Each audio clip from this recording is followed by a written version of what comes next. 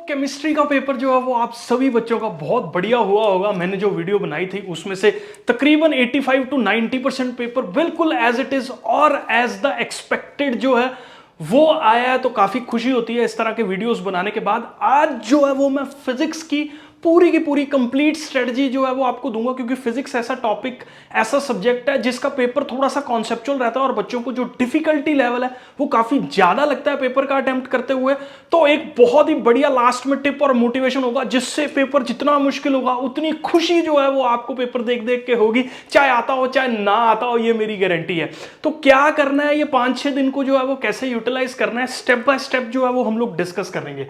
तो सबसे पहले आज जैसे ट्यूसडे है, आज क्या करो, जितनी भी सारी डेरिवेशंस है फिजिक्स के अंदर, चाहे वो पार्ट 1 की हो चाहे वो पार्ट 2 की हो, सारी की सारी डेरिवेशंस आपको जो है वो रिवाइज कर लेनी है, एक बार अच्छे से जो है वो देख लेनी है। फिर कल का दिन जो है वो वेडनेसडे को एक बार सारी डेरिवेशंस लिख के जो है वो प्रैक्टिस करनी है, क्योंकि बहुत बार ऐसा देखा गया है कि हम लोग डेरिवेशंस पढ़ तो लेते हैं लेकिन जब पेपर में करने लगते हैं तो एक आधा स्टेप जो ट्रिकी होता है, या वहां पे क्योंकि फिजिक्स में assumptions बहुत ज्यादा रहती हैं, जहां पे भी assumption होती है वहां पे हम लोग ब्लैंक हो जाते हैं, भूल जाते हैं, तो पेपर में जो है वो डिफिकल्ट हो जाता है और वो जो है वो पूरा का पूरा क्वेश्चन हम लोगों का सॉल्व नहीं होता।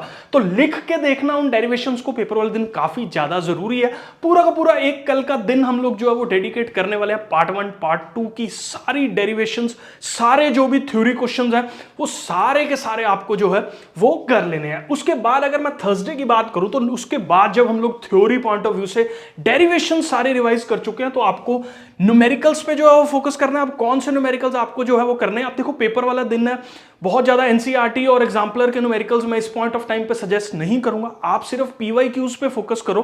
प्रीवियस ईयर क्वेश्चंस के अंदर जो भी चैप्टर वाइज आपके पास सैंपल पेपर्स अवेलेबल हैं जिसके अंदर पीवाईक्यूज जो है वो आ रखे हैं, वो सारे के सारे न्यूमेरिकल्स चाहे वो पार्ट 1 के हो पार्ट 2 के हो, पूरा का पूरा दिन लगा के डेडिकेटेडली उनको जो है वो सॉल्व कर लो। देखो फॉर्मूला रहता जो है वो फॉर्मूला बेस्ड ही है न्यूमेरिकल, लेकिन वो है कि पूछने का तरीका अलग होगा, ट्रिकी होगा थोड़ा सा, तो कई बार बच्चे कंफ्यूज जो है वो हो जाते हैं। उसके बाद बेटा ये एक बहुत डेडिकेटेड डे है, क्योंकि फिजिक्स का पेपर जो है वो कॉन्सेप्चुअल रहता है, सबको पता है, फंडा आता होगा तो पेपर जो है वो आप अटेम्प्ट कर पाओगे, लेकिन उसको बेस्ट प्रैक्टिस के तौर पे आप कैसे जो है वो हिट कर सकते हो। तो एक चीज आप अपने दिमाग में बिठा लो, पीवाईक्यूज उठाओ, मतलब प्रीवियस ईयर क्वेश्चन का कोई भी सैंपल पेपर उठाओ या एनसीईआरटी उठाओ, जितने भी वाई वाले क्वेश्चन है, why this is why this is why this is why this is why this is, सारे कॉन्सेप्चुअल क्वेश्चंस जो है वो पूरे के पूरे आपको एक स्ट्रेच और एक गो में पूरा दिन बैठ के जो है वो देख लेना। किसी क्वेश्चन में रीजनिंग बताओ, क्या कारण है, क्या रीजन है, क्या कारण है, क्या रीजन है, क्या होगा क्या नहीं होगा, ठीक है। तो वो सारे क्वेश्चंस जो है वो आपको डेडिकेटेडली प्रैक्टिस जो है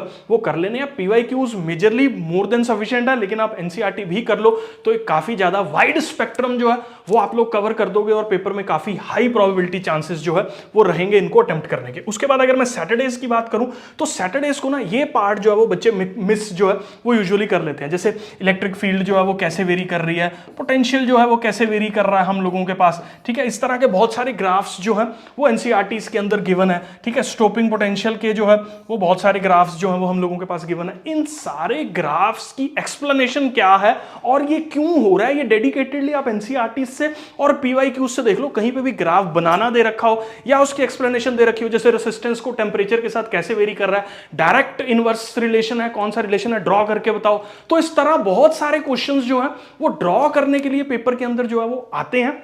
तो उन सारे क्वेश्चंस को जो है वो आपको अटेम्प्ट करना है। जैसे अभी रीजनिंग बेस्ड क्वेश्चंस पे एक बार मैं फिर से आऊं, जहां पे आपको दिमाग चलाना है, वो ये है कि जैसे double slit Young's double slit experiment है, उस सारे एक्सपेरिमेंट को हवा से हमने पानी में जो है वो शिफ्ट कर दिया। पानी में जैसे ही शिफ्ट किया तो उसकी जो है वो फ्रिंज विड्थ पे क्या फर्क पड़ेगा, ठीक है। अब जैसे पानी में शिफ्ट करते हैं तो सबको पता है लैम्डा जो है वो म्यू टाइम्स छोटा हो जाता है। तो ये एक रीजनिंग बेस्ड क्वेश्चन है, मतलब आप दिमाग चलाओगे तो आपको जो है वो पता लगेगा कि ये क्या जो है वो होगा इसके अंदर, ठीक है। तो इस तरह के क्वेश्चन आपको फंडा क्लियर है तो क्वेश्चन आता है, हाँ, लेकिन प्रैक्टिस करके आप सारी चीजें जो है वो कवर अप कर सकते हैं। तो ये एक पोर्शन काफी ज्यादा इंपॉर्टेंट है। कोई भी क्वेश्चन के अंदर ग्राफ दे रखा हो एनसीईआरटी में तो उस ग्राफ की एक्सप्लेनेशन आपको जरूर से जो है वो देख लेनी है। बाकी बेटा ये मेन फंडे जो है वो यहां पे क्लियर हो जाएंगे। हाँ, अब इंपॉर्टेंट क्वेश्चंस के अंदर जो है वो अगर मैं बात करूं तो full wave half wave rectifiers में से एक क्वेश्चन जो है वो आना है, वो थ्योरी क्वेश्चन है, उसको मैं जो है वो डेरिवेशन के अंदर ही प्रैक्टिस के लिए जो है वो आपको मतलब मैं मान के चल रहा हूं कि आप इसी के अंदर उस पर्टिकुलर बड़े वाले थ्योरी क्वेश्चंस की जो है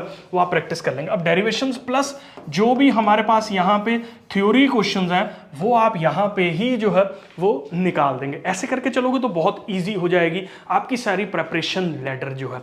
अब बात करते हैं हम लोग उस पर्टिकुलर पॉइंट की। कई बार क्या होता है फिजिक्स का पेपर जो है ना वो मुश्किल आता है, कई बार नहीं मोस्टली टाइम्स जो है वो फिजिक्स का पेपर हम लोगों को जो है वो मुश्किल लगता है। एक चीज आप अपने दिमाग में जो है वो अच्छे से बिठा लो, पिछले कई सालों से मैं देखता आ रहा हूं सीबीएसई बोर्ड्स के अंदर जो स्पेशली फिजिक्स का पेपर है ना उसमें बहुत सारे एक्स्ट्रा मार्क्स जो है वो सीबीएसई बोर्ड जो है वो दे देता है, जिसमें आपको बोलते हो रियायती नंबर जो है वो सीबीएसई बोर्ड दे देता है। पेपर मुश्किल आता है, बच्चे जो है वो 10-15 नंबर की गलतियां करके आते हैं, लेकिन स्टिल उनके 95 मार्क्स आ रहे होते हैं पेपर के अंदर, क्योंकि जो है वो ज्यादा नंबर दे के वो जो एक लॉस होता है वो कॉन्सेप्चुअल क्वेश्चन का वो बोर्ड जो है वो कई बार पिछले सालों में जो है वो बिल्डअप करा। तो पेपर मुश्किल आए तो परेशान नहीं होना, अंदर ही अंदर मन ही मन खुश होकर जाना है, क्योंकि आपने ये पर्टिकुलर वीडियो जो है वो देखा हुआ है और आपको पता है कि जितना ज्यादा पेपर मुश्किल होगा उतने ज्यादा एक्स्ट्रा मार्क्स जो है वो हम लोगों को मिल जाते हैं। क्योंकि सीबीएसई, मैं नहीं कह रहा ये है गलत, लेकिन सीबीएसई करता आ रहा है, तो कुछ इस चीज के अंदर जो है वो मैं कुछ नहीं कर सकता, क्योंकि पिछले कई सालों से जो है वो मैं यही सेम ट्रेंड सीबीएसई को फॉलो करते हुए जो है वो देख रहा हूं। पेपर मुश्किल है, बिल्कुल टेंशन नहीं लेनी, मन ही मन जो है वो खुश होना है, क्योंकि आपको एक्स्ट्रा मार्क्स मिलने वाले हैं। लेकिन हाँ एक चीज है, क्वेश्चन कोई भी जो है वो छोड़ के नहीं आना। एमसीक्यूज जो है 18 में से मैक्सिमम हिट करने की जो है वो कोशिश करनी है। कोई भी क्वेश्चन ब्लैंक छोड़ के नहीं आना, कुछ ना कुछ जो भी उसके बारे में पता है, ताकि आपको एक आधा नंबर दे के जो है वो वहां पे कुछ ना कुछ क्रैप जो है वो करो। Something is better than nothing, always and always. Wish you a very best of luck. ये सब स्ट्रेटजीज जो है अगर आप फॉलो करोगे तो बहुत ही बढ़िया नंबर जो है वो आपके अपकमिंग बोर्ड एग्जाम में जो है वो आने वाले हैं। सी यू सून।